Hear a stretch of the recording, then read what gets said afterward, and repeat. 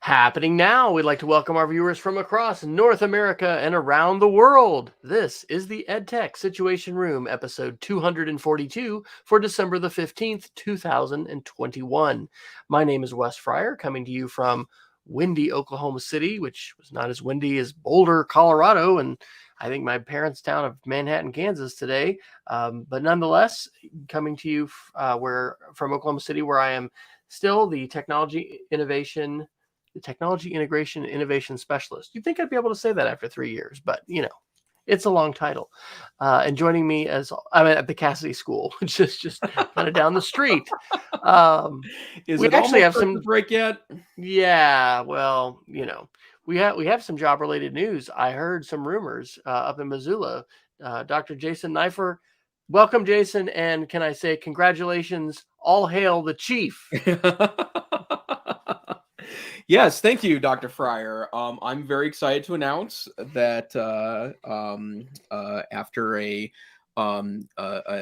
search, the board of the Montana Digital Academy has named me the next executive director, the second executive director of Montana Digital Academy, and I will be replacing my boss, Mr. Bob Curry, who is one of the most thoughtful and positive people I've ever worked with in education in my 25 years in the biz, and I'm really excited that I can walk in his footsteps and be the next executive director of MTDA. So I'm thrilled beyond belief. It's really the culmination of a lot of hard work to help build distance learning in the state of Montana, and I really look forward to taking over in January. That is so good. I am hopeful myself to have some exciting job news to share at some point. I think my mother, who knows, I think Peggy is the only one with us, but who knows if my parents will tune in live later. But she had discouraged me from sharing too much job search news. But I don't have anything super exciting to share other than I've actually had an interview, and I have 2 of the 18 positions I've applied for across the country. 2 of the positions I do actually know some people in that department, so I'm hopeful that it will be a little bit different than casting the proverbial bottle with my name into the ocean. But anyway, yes. Well, did Montana? Well, we always have to talk a little bit of weather before we talk about the real meat of the podcast. Sure. Did you guys have wild weather with wind and thunderstorms? Or that was kind of more central Midwest, I think. Yeah. We didn't see any of that, but it has been a bizarre December in regards to weather, and we talked about a couple weeks back the high temperatures, and now feels like winter's trying to start up, but I mean, it's the way it's been. This has been for 5, 6, 7 days now. Is that we will get snow will drop, but then it'll warm up enough to where it melts, but then it rains, then it freezes, so it's icy, but then it's warm again. And so that's not that unusual for Montana for October or November. It's pretty late for December. So I really hope, for the sake of wildfires next summer, that we start to build some real snowpack here in the state. Yeah, absolutely. Well, we do like to talk about the weather, but I think we're going to do some other stuff too. So what's going on tonight?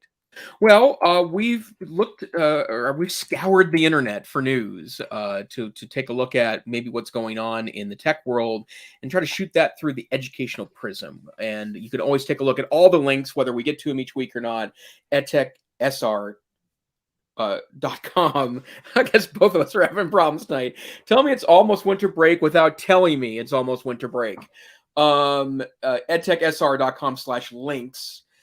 Where you can see, again, all the articles we talk about. And if you don't have time to keep up on the news yourself, I think that would be a useful thing each week, just to even check out our link list to see stuff that we had picked up as part of our looking at the internet. And tonight we'll have stories in security, connectivity, privacy, hardware and software news, some Apple, Google, and Microsoft news, a little bit of what we like to call the tech correction, and of course, a media literacy article or two to round out our evening. Wes, is anywhere in particular tonight you'd like to start topic-wise? Well, I would like to thank you for doing the yeoman's job with the links tonight. So this is one of those weeks. Like I think I haven't. Obviously I've had one. Maybe there's been more weeks where I didn't actually publish the previous week's show. So this was like last week published. Well, you can always get us on YouTube right away, right? Facebook and YouTube are instant. Yep. But anyway, So yeah, I've actually I'll drop a few more links in here as we go. Sure. I don't know if I've mentioned this in a while, but I love using hashtags with Google Docs and if this then that. So during the week, as I find something that I think I want to talk about on the show, I use the hashtag EdTechSR, and the service if this then that is connected to my Twitter account and to my Google account, and so it appends a Google Doc, which they get it to be about 3 or 4 pages, and then it actually makes a new one, so they don't become gargantuan like our main links. But anyway, I only put a couple things in. So I guess I'll start with one of the few articles that I put in under the security tag. This is from Wired on December 10th. The headline is "The Internet is on Fire," and the subtitle is "A vulnerability in the Log4j logging framework has security teams scrambling to put in a fix." So apparently this last weekend, there were a lot of security researchers, and I did actually hear about this on NPR as well, that spent a great deal of time trying to figure out how they could counter this vulnerability, which is part of a shared library that a ton of, I guess, different programs actually utilize, including the Java edition of Minecraft. And so just kind of reveals, I guess, the cat and mouse, game activity struggle, which continues between those who would exploit security vulnerabilities and those that are trying to patch them, the proverbial black hats versus the white hats. And I really, other than running the latest versions of your software, I don't know, and this was my fault for not getting deeper into it, if there's any implications in terms of, hey, patch your system as soon as possible. I honestly don't use the Java version of Minecraft much anymore. We're using the education version, which is the Bedrock version. It's the one that Microsoft rewrote the code base for. But it points out, yes, the importance of patching. And while people might lament maybe, and I haven't really read any of this, like, oh, open source is so bad. I mean, the fact that this, was discovered and people are patching it and it's being, actively worked as an issue. I mean, that's better than the alternative, which is we don't know about it. It is being exploited, and we didn't find out. So anyway, like some security articles, sometimes it sounded a little bit like the sky is falling. I think I read, actually I did, and let's see if I can get this headline. It was a daily news article, and I pulled this up in class. So if you go to news.google.com and you put in Java hack, I'll see if I can get this headline. Okay, they've switched it with the NPR, but it literally was like, this is the worst vulnerability ever, and everything is going to burn down. So I don't see where that is. Maybe Google News has deprecated that headline, but anyway, it gave people that kind of an opportunity. So I don't know if this has affected your world at all, but no, it hasn't. Although I have heard a couple of stories on it, and it just goes to show you there are security threats in about everything we do digitally, and that's why you keep your systems patched and up to date. It's also the reason why you otherwise use good security hygiene. So it's a lot harder to do a lot of damage if your system gets hacked, if you're otherwise doing things like different passwords for every website and logging out of systems when you aren't using them, and all the things that are good advice when we're telling people about how to be safe on the internet. Here's the headline from the Daily Mail, which I think this definitely would be clickbait. Fully weaponized software bug poses a threat to Minecraft gamers and apps worldwide, including Google, Twitter, Netflix, Spotify, Apple, iCloud, Uber, and Amazon. Experts warn software bug poses a huge threat to internet-connected devices. Other than scaring users and, getting people to click on an article, I'm not sure what else that headline actually does. But yeah, anyway, it is evidently a real threat. So sure, absolutely. All right.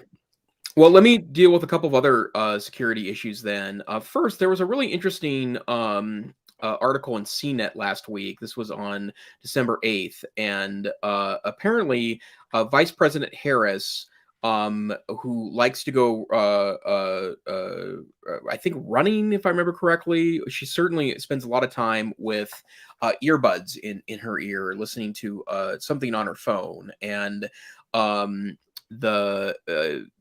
some of her campaign aides had told Politico, the political website Politico, that Harris won't upgrade to Bluetooth connected buds because she's concerned about security of Bluetooth and the connection required to use with them. And that sounds a little ridiculous on face, just because, you know, Bluetooth is so ubiquitous in our world, and in fact, Apple's moved almost exclusively to Bluetooth in most of its modern flagship phones, because there's no way to plug in a headphone directly into it anymore. You have to go through the Lightning port. But as it turns out, this article from CNET says that the vice president has a point, that cybersecurity experts say that high-profile people that you know, they're be really valuable targets to hack, probably should skip on Bluetooth, because it's easily hacked, and that the information that's transmitted over the wireless connection is somewhat at risk. And so just an FYI, I have kind of moved a lot more towards Bluetooth, I would say, since I kind of went back into the Apple architecture, in part because I found the pairing of Bluetooth devices to be easier on the iPhone than it was on my Android phone. Android still, I think, struggles a bit with Bluetooth, especially in some of the cheaper phones. If they're not building custom firmware for their Bluetooth on their version of Android, like Samsung might, for example. But I did think it was super interesting that Bluetooth itself is considered to be less than secure, and in fact, high-profile people like politicians oftentimes won't use Bluetooth technology. That is pretty fascinating. I know a couple of weeks ago we did our gift show, and you talked a little bit about headphones and earbuds. You're more a fan of the over-the-ear, right? I am moving a little more towards buds, and in fact, my wife bought me a pair of AirPod Pros for my birthday this year. And the two comments I would make about it: part of my problem with the smaller ones is that my ear just doesn't fit very well, and I am going to try. I do have several, because it's really cheap to buy a bulk number of the little rubber covers on there of different sizes. So I'm going to play with that a little bit and see if I can get maybe a little tighter fit, because I hate when it falls out. And then the second thing is that I do absolutely love the AirPods for talking on the phone. That in fact, a good part of my day now, since a lot of my job, and it's going to be even more so, is going to be phone calls and talking with folks, as opposed to more of the hands-on keyboard stuff. I've taken a lot of calls the last 2 days, and I found that just putting one of the earbuds in is just a wonderful Bluetooth headset when you're on the telephone. And I happen to know my wife has taken singing lessons in the pandemic, and was connecting to a music teacher via FaceTime on her cell phone. And apparently they have relatively low a relatively low leg, and then additionally they sound amazing, so they can be used in that context. So I've been pretty impressed with them, but I do like a big, firm, not tight but firm set of headphones, over the ear headphones. I like that experience. Very immersive. Sounds good. Well, I'm continuing to stick with the $10 Yeah. $10 ones that we can get. I probably need to experience a little better quality. So our one of our children, I'll let them remain nameless, has lost a few pair of a set of AirPods, and then we Yeah. got some Beats and some other things, and so that's dissuaded me from purchasing more of those. But I probably should I should probably experience a little more of that, because you're experiencing the noise canceling, and that's what I've Yes. heard is just pretty amazing. Yeah, it really is. And then I've got a couple other security articles that I want to mention, just because we've talked about them in the past. There's an interesting article from CNET, also on December 8th, about how Canadian carjackers are using AirTags to steal cars. And it's really it's pretty, like, when I saw this, I thought, ooh, a real like AirTag caper. No, it's pretty it's pretty low tech, in light of the fact that it uses AirTags. Basically, carjackers find cars they want. So we're talking about high-end cars that have a high value when they're trying to sell it later. They're sticking AirPods somewhere on the car, so they can get the car's home address, and then they go steal the car at night, apparently, which it seems like that the other way to do that would just be to drive around in affluent neighborhoods looking for cars as such. But still, this is apparently something that authorities are concerned about. And then another interesting note is The Verge noted on December 12th that there is a new Android app out from Apple that essentially allows you to spot AirTags that are maybe with you. One of the security, or I guess safety features in the Apple version of the AirTag is if an AirTag's following you around that's not associated with you, it'll actually let you know that, and in fact disable it for security purposes. But of course, that doesn't really mean jack if you're on an Android device. But now you can download an app that essentially has that same functionality and also allows you to help people unite with lost devices. Now, I did see one smarmy comment about this on the internet a couple of days ago, probably on Twitter, that Apple released an app on Android to help people protected from a product that Apple's released. So that's a pretty funny comment and also true. But I will say I very much enjoyed the AirTags. I think they're wonderful devices. I do have security concerns and safety concerns regarding them, but I think Apple's headed in the right direction. Wow, that makes me think of these services that you can get for trackers, like for kids. So, you have to pay a monthly fee, but you can put this, small GPS connected device, for instance, in a child's car. And, even though location services on phones and all that kind of stuff, if they're turned on, may tell you where that child is. But hey, yeah, $29. But that's super interesting that you can, it can detect if an AirTag is following you that you don't own. Yeah. So I don't know. I haven't bought into that yet and gotten any AirTags and thought, oh yes, this is gonna, help me solve an issue. So I don't know. I don't know if that's something that I will have a foray in or not. But I will say, talking about the show encouraging us to take action, I did sign up for Twitter Blue right after you talked about it on the show last time, and I've enjoyed it. It's not as good as Nuzzle. I love Nuzzle, and Nuzzle was aggregating both Facebook user article recommendations as well as Twitter. But anyway.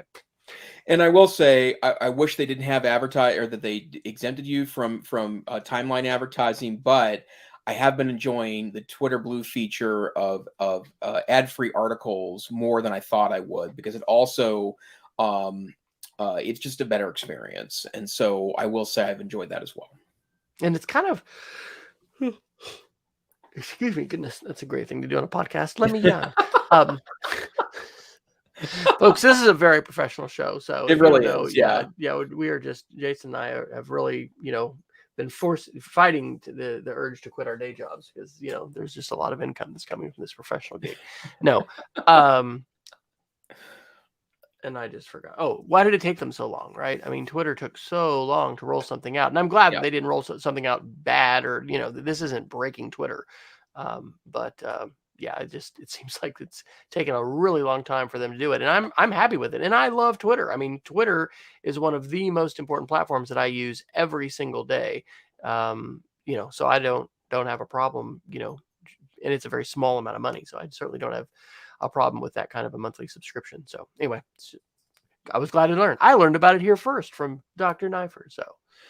And then you'll have to do some more persuasion, though, if you're going to get me to jump on the AirTags bandwagon. Yeah, well, one other thing I'll say. Well, actually, I have another article in a moment, Dr. Fryer, that will at least talk you out of their competitors. So the other thing is that Lastpass, which I'm not quite sure if it's our show recommended password manager, but certainly mine. I love Lastpass so much so that I purchase for, I think it's like $30 a year, the pro version of it.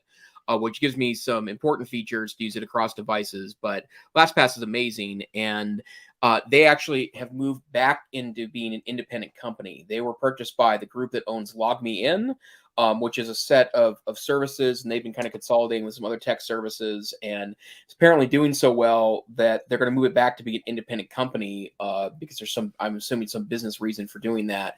But more importantly, they're talking about how they're working on new apps on both iOS and Android, which they call Delightful, and has a better password fill-in. And I think right now the app is pretty darn functional on both Android and iOS. But I'm looking forward to the next version of that.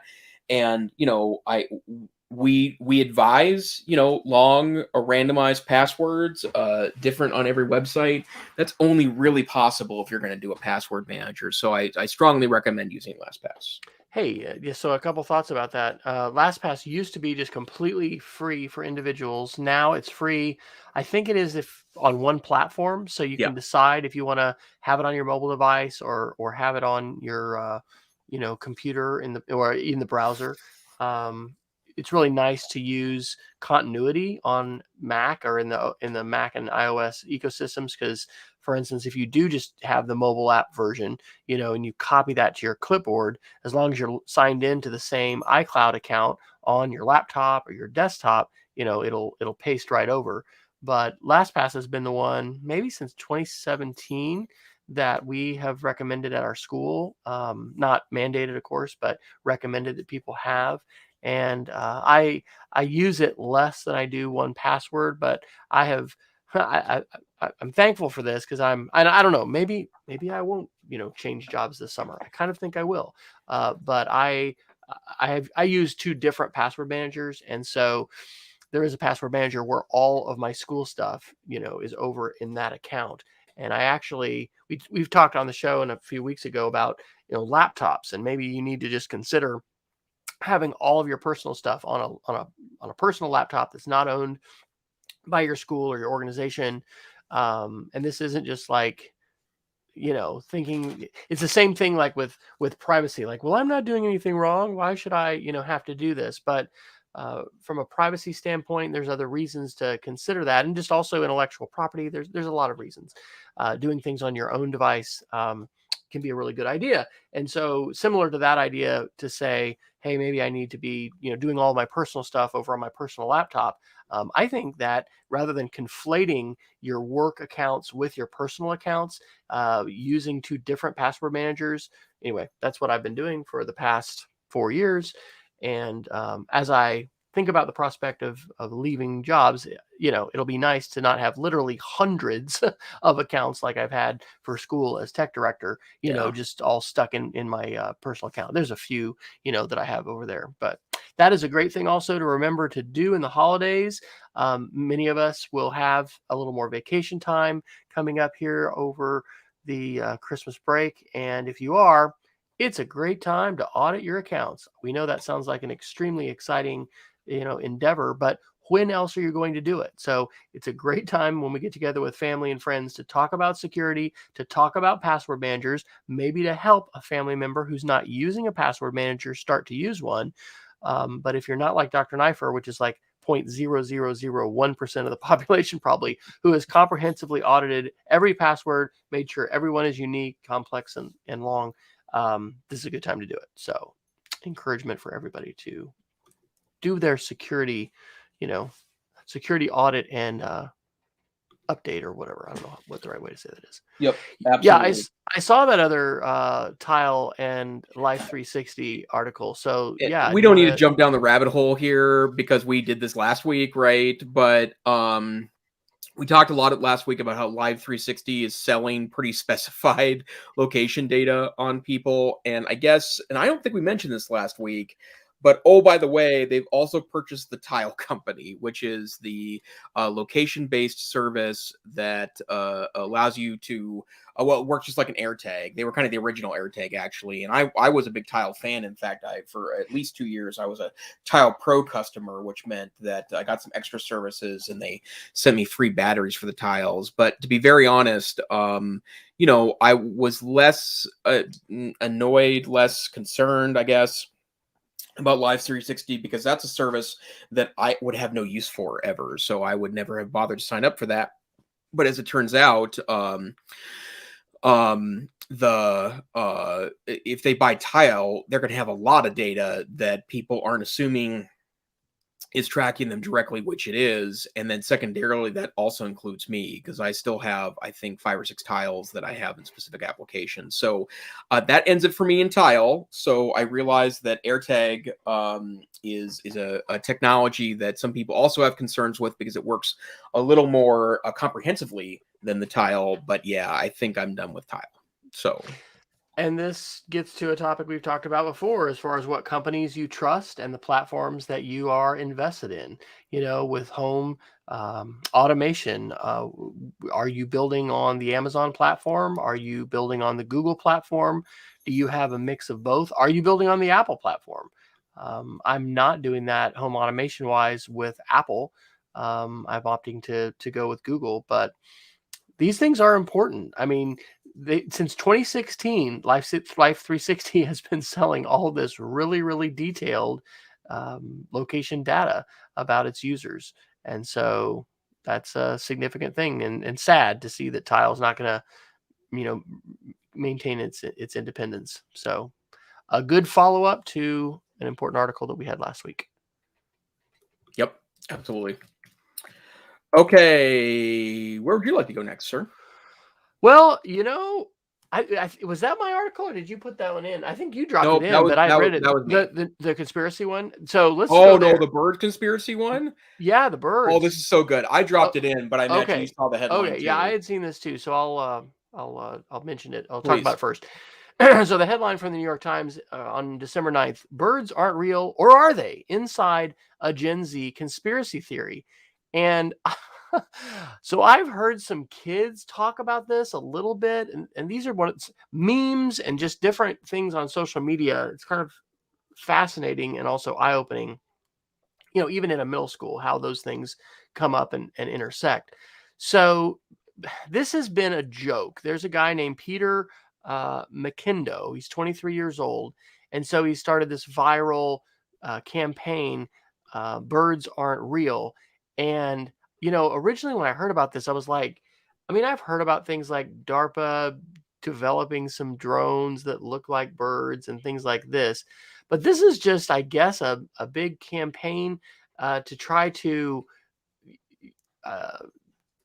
make fun of conspiracy theory and the fact that, the people who are doing this realize it's a joke, but they can use social media and these tools to, get people to show up and protest, but it's really a joke. And so I don't know, other than being an expose of, because we're talking about big, billboards, and this guy dropped out of college and is basically doing this I guess it's a nonprofit, probably it is, doing this full time. I don't know, it's just really, really weird, and it's in this landscape of, I don't know how many people have done a little research or read an article like this to, what the heck is this? But what are your conclusions after reading this expose and learning a little bit more? Because this is something I had heard about, but I didn't really know what it was, and I certainly didn't know that it was just a fabricated conspiracy theory by some really young, college dropouts that wanted to make fun of how people are into conspiracies. Right. I think it's a brilliant parody, is what I would term it as, and I think it. I guess I think McAdoe, I believe, is the gentleman's name that's doing this. And I keep wanting to call him a kid, but I think he's like 23. He's 23, so yeah. I should stop acting like he's a young whippersnapper. Yeah, young whippersnapper. Us old guys, we don't have the energy for this. But I just think it's a brilliant parody, and I think the coverage like this in the New York Times is really important, probably to his broader point that that if we can get people to believe this and they believe it's real, then we've got real problems. Now, I happen to think we do have real problems, so it's probably highlighting for some the obvious, but I think it's a brilliant way to bring up conspiracy theories. And in fact, I thought of you, Wes, when I read this article, just because I know how much you like teaching conspiracy theories with your students as a kind of a broader metaphor for media literacy. And I think that's I'm very envious that you get to do that, because what fun and also immense importance that has in the classroom. But when I read it, my first inclination was that don't underestimate the power of youth, and that it might be easy to dismiss so-called Gen Z because they seem to be awfully impressed with, parts of social media we as older folks may find a bit silly or distasteful. But the bottom line is that I think that they're aware that we've got real problems, and I hope they know they have the power to fix this, but they just got to commit to do so. And a quotation from the article, this is McKindo. It basically became an experiment in misinformation. Quote, we were able to construct an entirely fictional world that was reported on as fact by local media and questioned by members of the public. So I just went to our first face-to-face debate tournament for our school in 2 years down in Austin. It was wonderful. And one of the things that I really, really thought a lot about was just how incredibly superb cross-examination and policy debate is for students doing source analysis and source critique, and just really thinking critically about who is saying something and can we, believe it or buy it. I'm a big fan of Neil Postman. And by the way, in terms of teaching conspiracy theory, if somebody hasn't listened to previous shows, then we do that in our 6th grade class, and we focus on the moon landings, because there's a lot of folks that actually do think, or at least like YouTubers that are getting a lot of views on their videos, which is kind of another side of all this, to say that, it was a fabrication, and Stanley Kubrick, did it on a sound studio after, he did so good in 2001.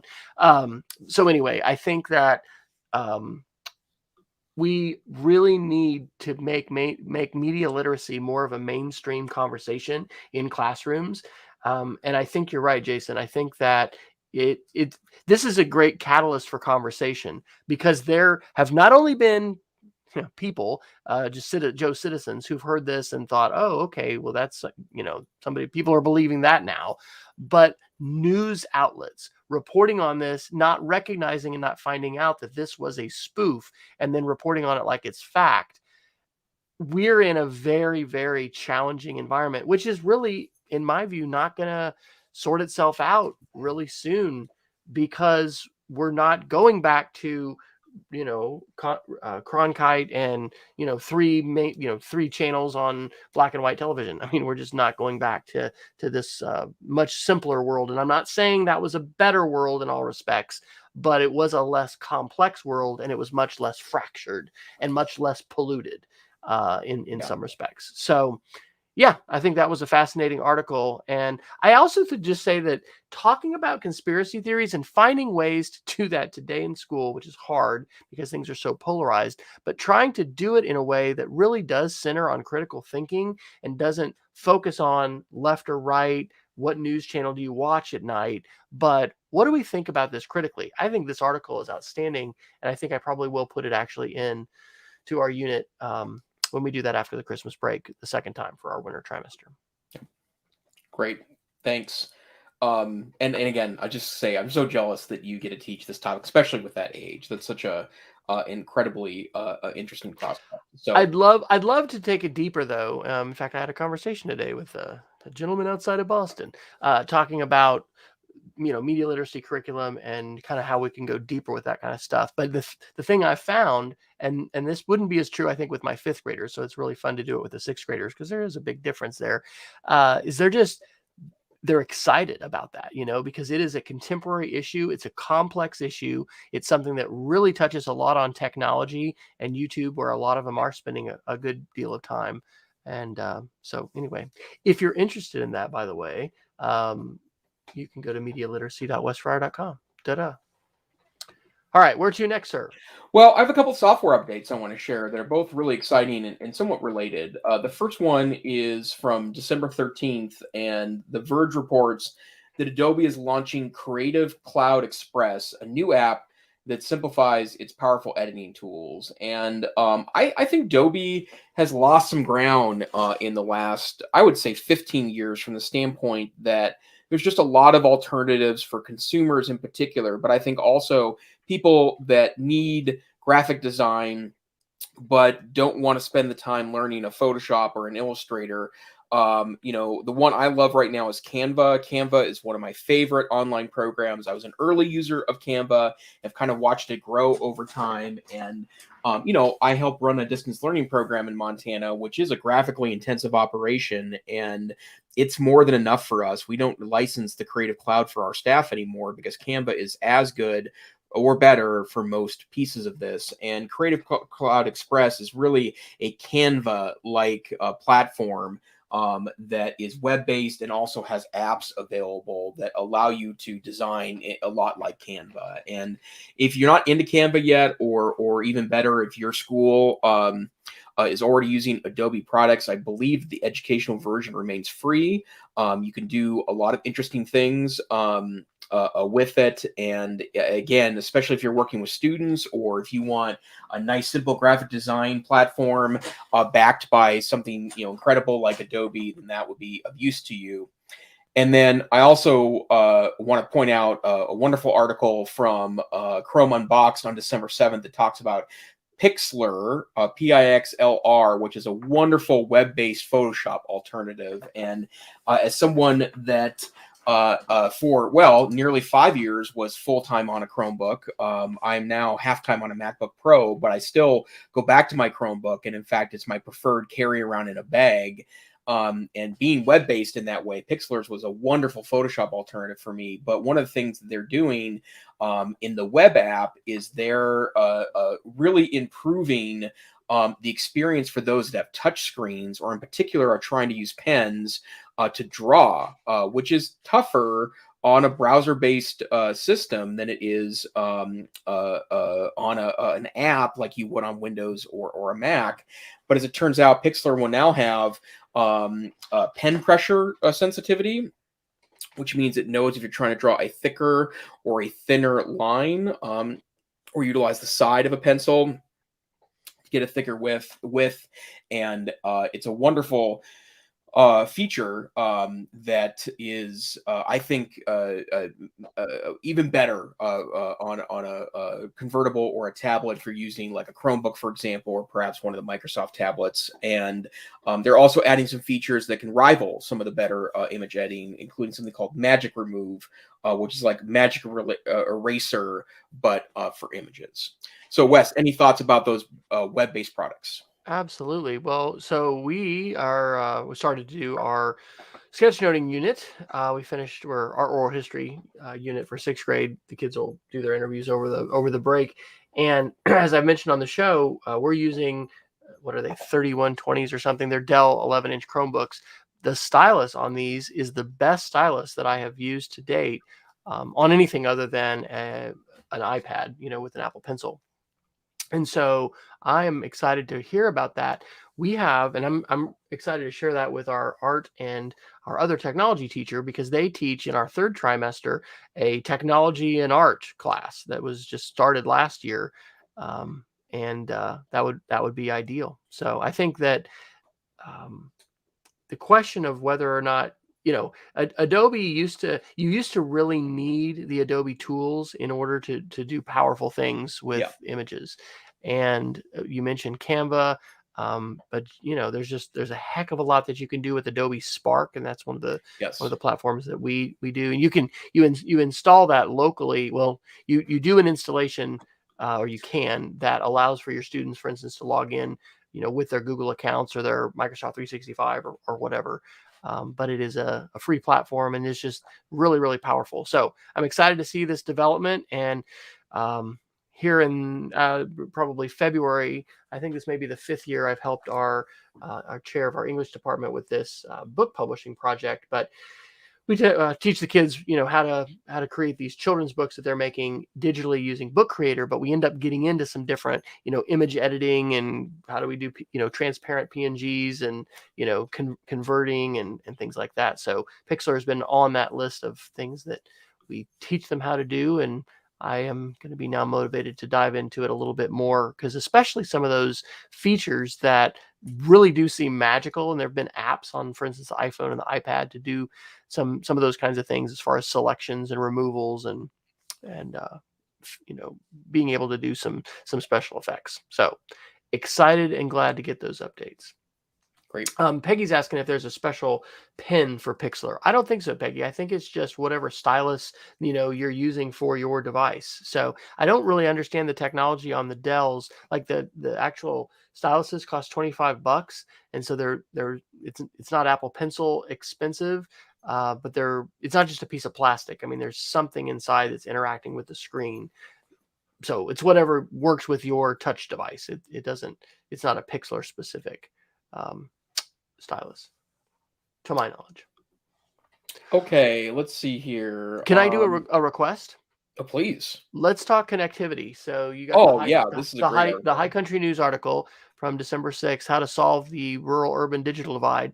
And I will preface this by saying I'm on Google Fiber for the first time for the show. I think I might have mentioned this summer, AT&T rolled fiber down our street, and I was pretty excited about that. And then just happened this last weekend to look on and say, I wonder if it's available in our area. And lo and behold, it is. So, or I guess that was last week. But anyway, Saturday, the technician came and spliced it in, and, they're going to bury the cable. But this is literally fiber to my sunroom. I mean, it's not coax in the last mile or whatever. It's literally a fiber optic cable that is plugged in inside my house, and I'm so excited about that. So it's going to be about half the cost. It's like $55 for 300 up and down. $55, and we've been paying about $110 for overkill. We've been paying on Cox's like 1,000 down and only 30 up, and 30 is the maximum that you could get for Cox. And there's a data cap. And in December at Christmas time, with all the kids back and everybody streaming Netflix, and then we did this during the pandemic too, we pushed that data cap, and then Cox made us pay more. There's no data cap with AT&T, and it's a symmetric 300 up and down for $55. So wow, I'm pretty that's excited really hard about to that. beat. Well, this is a wonderful article. Oh, did I say Google Fiber? I'm so sorry, Peggy. I meant to say AT&T Fiber. I've been saying Google Fiber forever because my in-laws in Kansas City have that. So sorry. Yeah, it is not Google Fiber. It is AT&T Fiber, but I think it's still, it's still fiber. So sorry. Thank you for that clarification in the chat. So this article from the High Country News, and by the way, if you're in any way interested in kind of like Western U.S. news, I've gotten a lot of great information and a wonderful long form articles from High Country News, HCN.org. But this article was in an interview with the author of a book called Farm Fresh Broadband, which kind of talks about some solutions for this. His name is Christopher Alley. He is an associate professor of media studies at the University of Virginia, and he presents what I think is a very compelling case for how we might deal with the digital divide as it relates to rural and urban areas in the United States. And I live in Montana. I help run a distance learning program, and one of the things we know is a very real thing in Montana. Most schools have really excellent broadband access because there's been a lot of focus on getting schools access to broadband. And in fact, I know in the last few years, those last remaining schools that had short of ideal broadband, a lot of that's been improved because there's been time and effort around that. But that's not where the real divide is terrible. It's to students' homes, if we're talking about this in context of education. But a lot of people live too far off the grid to have any realistic access to broadband internet. Now, Starlink, assuming it stays financially solvent, will put a pretty big dent in that, I think. And in fact, I do think that's an important technology we should continue to encourage the development of. But in this interview, Christopher Alley, the author, talks about that he thinks the best way to do this is to go back in history and look at the rural electrification process in the earlier part of the 20th century, where we paid a fair bit of money of federal funding to municipalities, towns, counties, smaller geographic divisions, and said, don't pay, don't have someone else do this for you. You create your own co-ops, you create your own means of serving yourself in electricity. And it was revolutionary and probably doesn't get the attention it should get in the history of the United States. And what Professor Alley argues is that we should be doing the same thing right now with internet. We should be funding this as a federal priority because of the necessity that all Americans should have access to broadband internet as a basic necessity, and pay local cities, towns, municipalities, unincorporated areas the money to basically solve the problem themselves, create co-ops, create government-like institutions to help maintain this broadband. Interesting. He's at the University of Virginia. Did you mention his book? Yes, Farm Fresh Broadband, Right, which right. is a wonderful title. So I've had lots of interesting conversations, especially when I worked for AT&T for 2 years when I came here to Oklahoma about this. I was interested when I activated our fiber to take a look, I guess with DNS or whatever, or maybe it was just it was a speed test is what it was, because it'll show your provider, and it's OneNet, which is our state network. And so anyway, I'm interested to look at that book and delve into that a little bit. We've had a lot of money put into fiber networks, and some of those then got resold off to private companies. And regulation has an important role to play in all of this.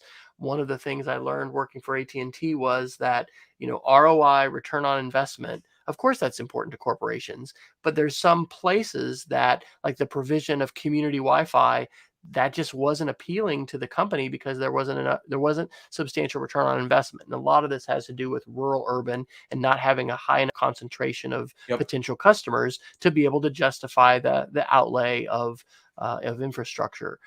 So I'm eager to read that. And, the rural urban divide plays out in a lot of different ways. I hadn't realized until I heard some of our local politicians a couple years ago talking, what a huge deal it is in terms of a lot of issues, not just school issues and people trying to consolidate schools. And this is something that kind of just every few years in Oklahoma, somebody raises this and it causes a whole bunch of, ruffled feathers, and then it gets kind of fought down. But it's a big deal. And I think that, this whole idea of cooperatives and the provision, that's why I'm like literally so thrilled and amazed that we have fiber in our house. Like, it's not just it came to the neighborhood and then a coax cable, or copper wire. I mean, that's what AT&T did for so long with DSL, was they're like, well, we can get you fast enough internet with 2 copper wires and whatever. But 6 to 8 megs per second or whatever that could do, it just, I don't know, maybe it was a little faster, but it was nothing, like you could do on coax, much less fiber. And I put it into the chat, Jason. The technician said, right now I think they're capped out at, you can get like 1,000, or you can basically get a gig down.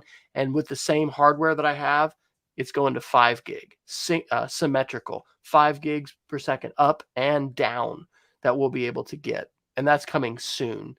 That's just a matter of a dial for them to turn up Yeah. and down. It's not like they're going to have to roll out additional infrastructure. So, are you seeing any significant changes in Montana with connectivity and with your program? Yeah, I have heard that there are some efforts that are showing some progress. 5G is now here. That's helpful. I think I'm on T-Mobile in Montana, and there is a 5G tower in Missoula, a single one. It's good enough actually to get a pretty decent signal around town. But what's always super interesting to me about that is that I'm sure there are some areas that, if you are on T-Mobile, Verizon, AT&T, and there's a tower near you, you probably have pretty decent wireless access and could probably end up getting a decent unlimited plan that could be good enough in a lot of scenarios and cases. But the problem with that, of course, is that you need to live near the towers. So if we had a higher concentration of towers, that's one thing. It's probably not a comprehensive solution. So I've seen some of that. There is apparently a fiber provider going in the city of Missoula. And in fact, I've sat through 2 focus groups now and taken a survey about it. And talked about, what I'd be looking for in regards to a fiber provider. So maybe Missoula soon enough will have access for that. But I already have 2, maybe even 3 decent options in Missoula, where most of Montana is in a lot of cases lucky to have one. Yeah. In the chat, Peggy and I are talking about, she's mentioned T-Mobile 5G in her neighborhood. Data caps are, again, though, something that you want to look out for. And generally, it seems like the wireless providers, the cellular company providers, always have a data cap. But Cox has been enforcing a data cap. That's one of the things I was mentioning with AT&T that is an exceptional differentiator, is they don't. So Yeah. it's good to have options. We've talked about this on the show before, and I think we come together in this for sure that, consumers win when there are more choices, and when there's just one choice, usually that's not optimal as far as prices and features and functions. So, Yep, absolutely. all right, where else would you like to go tonight? Well, let's see. Couple quick Google updates. In fact, I've got some fast share updates from Google, Apple, and Microsoft. First, it's a really great discussion in Kevin Toffel's About Chromebooks blog on December 14th about how secure a Chromebook is after it stops getting updates. And we've talked about here in the past that previously I think it was 5 years, then it was 6 years. I think it's 8 or 9 now on new Chromebooks, how long Google will support them with updates. But the complication of all this, of course, is that a lot of schools might be tempted to use them even after they're not supported anymore, just because they try to squeeze every dime they can out of technology dollars. And I would encourage you, if you're thinking about this, or if you want to take a look at using a Chromebook after its expiration date, then there's some interesting discussion there. And I also encourage you to hang out in the comments, where there's also quite a bit of interesting discussion as well. The big summary is that the browser is the riskiest part of a security experience if you're an internet connected device. And so if you're not updating, you could ultimately be exposed to some kind of exploit. And that points out that, and I didn't know this, Google is splitting off the browser in a project called Lacrosse. Yep. And so that potentially will allow them to continue updating the Google browser even when the Chrome OS that you have is not being updated. So that's a security win. Yep, absolutely. And then here's an interesting another article from Kevin Toffel. This is about Chromebooks on December 8th. There is an upcoming feature in Chrome. It's currently in the beta channel. You can turn it on. I encourage you to go to the article, but it's basically a snoop detector. So it uses your camera to keep an eye on the background while you're, I think it's the camera. It could also, I guess, be the, if there's any other sensors in the laptop, but it uses some means of looking at when someone else is looking at your screen in the background. So someone's behind you looking at your screen, it will dim your screen so that it's less likely for people to be able to spot things. So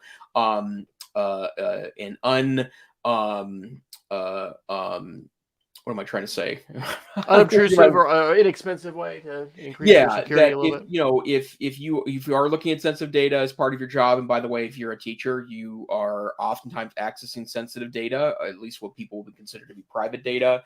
This is a way to add a kind of a no-nonsense, practical way to diminish the opportunity for others to see your stuff. So I have a related question, and I was on an airline flight one time with someone using this, and I had never really seen it before. They had some kind of thin film that they had over the top of their laptop screen, which made it impossible unless you were looking straight at the screen to be able to read it. Have you ever used something like that? Or I've not, although I believe that you can find those oftentimes custom fitted to individual laptops too, so that you can add a kind of an additional element of security.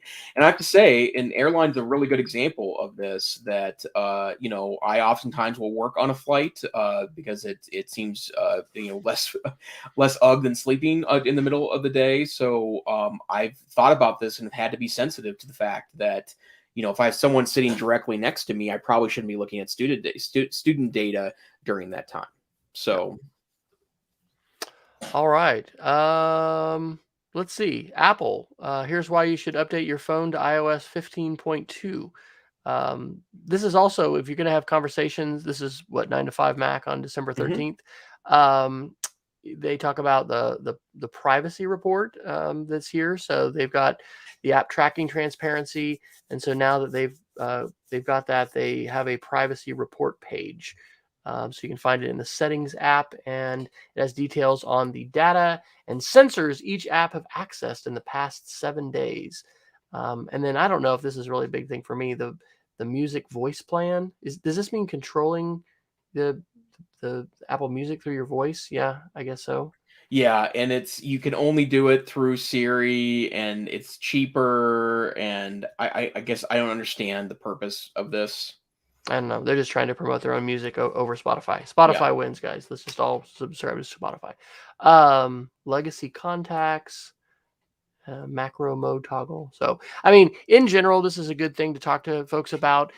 Just check. So not everybody anyways, not everyone may have automatic updates on. And yeah, you're home for the holidays. Talk security. You're looking at phones and things like that. So whatever the latest updated version of the operating system that you have. I mean, in some cases, people would say delay, but now things are vetted so well. There have been some battery issues and some other things like that in the past with some, major operating system updates, but just generally, there's really not a problem with it, and people should be running the latest version. So that article breaks down 5 reasons why you should update. I haven't actually looked at the app tracking or the privacy report. So I think I just turned it on. So okay. I did upgrade to 15.2 this morning on my phone, and then last week on my iPad because I had my iPad in beta. And so you have to turn it on. So I'm going to turn that on, and I'm looking forward to see who's accessing like my motion sensors and stuff. Creepers. Yep, absolutely. I will say, I think in general, the more data that we have, just like with the screen time reports and things like that you could do on yourself. Now, when your children turn 18, they're magically, not in there anymore. But I think it's good to have that awareness and be able to take a look at it. And I'm glad Apple continues to lead the charge with privacy, and this is another example of that. So it's good to sort of seeing the fruit of their decision to let us prohibit app tracking and just have more, granular control over that by app by app. Yep, absolutely. And then last, there is an article that I want to share regarding Microsoft. My understanding is that for computers that qualify for the upgrade, Windows 11 is starting to now get pushed out to wider circles of users. We've talked a little bit about Windows 11, and to be fair, I did download and utilize Windows 11. I probably spent 3 or 4 hours in the platform. I think it's more interesting functionality wise than it is visually. I don't particularly like the visual cues in the newer version of the OS in comparison to Windows 10, but it's mostly fine. But especially if you're utilizing a home computer and it's getting the offer of Windows 11, I would definitely suggest reading this wonderful article by EdBot at ZDNet that talks about what you might lose and what could be issues, so that you make an informed decision if now's the time to upgrade to Windows 11 or not. I will not, but it's good to keep people informed. You're probably needing to keep your foot in both operating systems and sort of continue to be the guru of all, since you've got users. Yeah, that's exactly it. In fact, we've still got a Windows 7 laptop kicking around at the office too, that we don't use very actively, and in fact, we technically don't support Windows 7 because it's no longer supported by Microsoft. But once in a while, it's been useful in trying to deal with narrowing down problems. Very rarely do we have widespread problems when we support students. Usually thousands at a time across the state. So we have to try to figure out, which narrow band of students might be impacted by certain problems. Back to the iOS update article Peggy was mentioning in the chat, the legacy contact sounds interesting. Yeah, that is actually allowing you to designate, sort of like in your will, people that after your demise you would like to have access to your contacts, which is kind of interesting. So it doesn't give them full access to everything in your phone, but that raises another issue, which is good to talk with folks about. And sometimes people do lots of things with wills and all that, but do you know your parents' passcode, and do you know what their password manager password is? Have they written those kind of things down? Anyway, Apple is thinking about trying to facilitate that kind of thing as well. All right. I guess we could do another article, or if you want to, we can Geek of the Week it. We've done a good job covering all of your articles today, Jason. Thank you so much for doing such a nice job with the articles this week. Yeah, I'm just looking at the list here. I think we covered everything I think I want to cover this week. There's one article I'll push to next week about face computing. Okay. But that one I think is going to be a more extensive discussion. So let's save that for next time. Okay. Well, I'll do my Geeks of the Week, and you inspire me with the talk of Canva and Adobe to put in a second one. I think Peggy registered for this today when I tweeted it. National Geographic has a free virtual Storytellers Summit. and that is coming in January 26th through the 28th. National Geographic, they're just some of the most amazing visual storytellers, and so they're going to bring together influential photographers, filmmakers, illustrators, and journalists to celebrate the art of storytelling and its ability to connect us and inspire change. And there's basically a single strand with like morning and afternoon session, but it looks good, so I'm excited for that. And then as I mentioned earlier, we're doing sketchnoting unit for 6th grade, and we have been using on our Chromebooks this free app called Squid. It's actually a freemium, so we just use the free version. But one of my kids today mentioned Google Canvas, and I wonder if you've played with this, Dr. Neiffer. I just have dabbled with it. One of the things it does that Squid does not, and it's just canvas.apps.chrome, is it supports layers. So it looks like a pretty simple, drawing application with different kinds of brushes and erasers. But the fact that it supports layers is really, really cool, because as I have done sketch notes, that's something that I've enjoyed. For instance, you can sketch note in a dark, pencil or pen, and then you can go in underneath and color and shade and stuff like that. So have you played with that one, or had you seen Google Well, I was Canvas? going to say no, and then I went to canvas.apps.chrome, and I had 3 saved images. So apparently I did use it in the past. It looks kind of stunning in its simplicity. Yeah, and that's one of the things that is really wonderful, and Google can do a really nice job of that with a simple interface that allows for a lot of power. And one of the things that happens with a lot of tools, including sketchnoting, is we can really get bogged down in how do you use it, versus having a very, simple and more or less intuitive interface, and then just being able to go and draw. So I think we'll probably give that one a shot with my class tomorrow. And we tried cursive, which we had talked about on the show before, Mm-hmm. and it worked for a while, and then it stopped, and this weird error came up, and our IT department could never figure out what was going on with it. I couldn't either. So anyway, we abandoned cursive, but hopefully Google Canvas will be better. I'm glad to know that your saved files are coming up, because that's a disadvantage of Squid, is that if you power wash, it just has everything saved locally. So if you didn't manually go in there and export to Google Drive or whatever, you lose your stuff. So it looks like as a Chrome app, maybe Canvas is giving you, I don't know how much, but you've got some storage there that you can fill up. Yep, So absolutely. what do you have for us for a Geek of the Week, sir? Well, I had this conversation with my wife the other day about how one of the great things about the end of the year is that it can help you catch up on maybe what you missed. But the New York Times art page has a wonderful list of the best of 2021. And as it turns out, I have not seen, well, actually, I don't watch movies anymore. I watch quite a bit of television. I don't really watch movies anymore. And that makes me a little sad, because there are wonderful movies out there. But I've loved they've been posting every couple of days an updated one with more categories. But it's the best of movies of 2021, best of albums of 2021, best art exhibitions, best classical music, best books. And in every list I've looked at so far, there's stuff I haven't heard of before. There's even a best podcast list. And so I would certainly suggest, if you're looking for maybe something to read or watch or listen to during the holiday break this year, it's a wonderful place to start. Awesome. And Peggy is putting into the chat a link to the Ditch Summit, which kicked off, I think today was maybe day 3. A great free online conference. You can just go to ditchsummit.com to register. And I've registered, but I actually haven't watched any of the videos this week. And so that's a good encouragement and reminder to not only register, but, find something to watch. And going all the way back to the K-12 online conference, it's more than ever, we're living in a day of vast troves of information and content. And what I find I need is encouragement, accountability, different things that are catalysts for getting me to, jump into some different ideas. And, podcasts are definitely part of that for me. So having podcast subscriptions can be a part of that, but the Ditch Summit is a great way to learn about not only new ideas, but new people that you may not be currently following and learning from. And that can be transformative.